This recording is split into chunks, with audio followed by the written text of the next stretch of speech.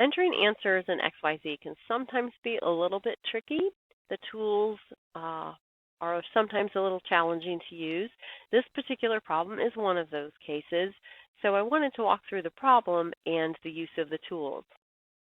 This is a piecewise defined function, which means that I have different rules depending on what my x's are.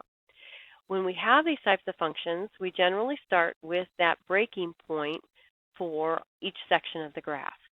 The first rule says x is strictly less than -2, so that means when I mark that endpoint, I'm going to use the open dot because it's just a placeholder, not a function value.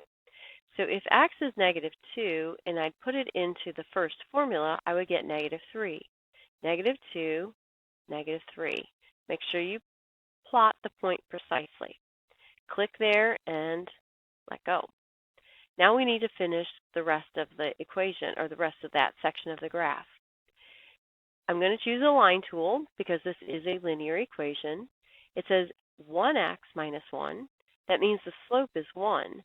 So that means from this point right here, we could go down 1, back 1, down 1, back 1, down 1, back 1, down 1, and so on until we get to the edge. That actually is one of the tricks to this problem. You need to get your graphs as far to the edge as possible for XYZ to accept it as a complete answer. So I can do that. That would be a little tedious. So I would click here and go down and back, and down and back, down and back, down and back, and down and back. Finally, I'm here, okay? I'm as close to the edge as I'm going to get. The other way we could have done that is to simply say, well, let's take an x that's less than -2 and plug it in, something like maybe -7. If you plug in -7 minus 1, you're going to get -8, which is exactly where I just ended up. So I'm going to click that point, and you have to click until you don't see the little pencil icon anymore. Okay, now I'm released. It's not going to drag my line anywhere else. Let's try the next part of the graph. This one is x is greater than or equal to the -2. Because it has the equals part, we're going to use a filled-in dot.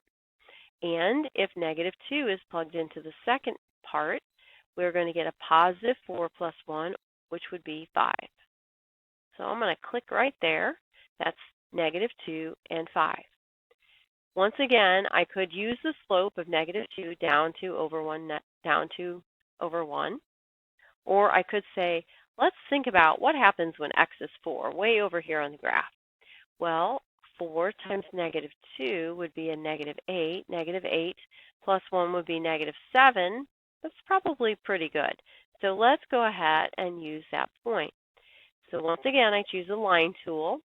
I click on my starting point, and then we said if you plugged in 4, you'd be down at -7. All right, oops, and I did not do that correctly. There we go. And now I've got my entire graph pretty much as close to the edge as I can get it. There is another section or another part to this problem, and it's asking for the domain. The domain are the x's that are acceptable in the problem. In this particular case, I have a rule for all x's less than -2, and another rule for all x's greater than or equal to -2. I think that covers the whole number line. So our domain is going to be -infinity to infinity. The problem is we don't have an infinity symbol on our typewriters or our keyboards. So, yes, I'm old. I know what typewriters are.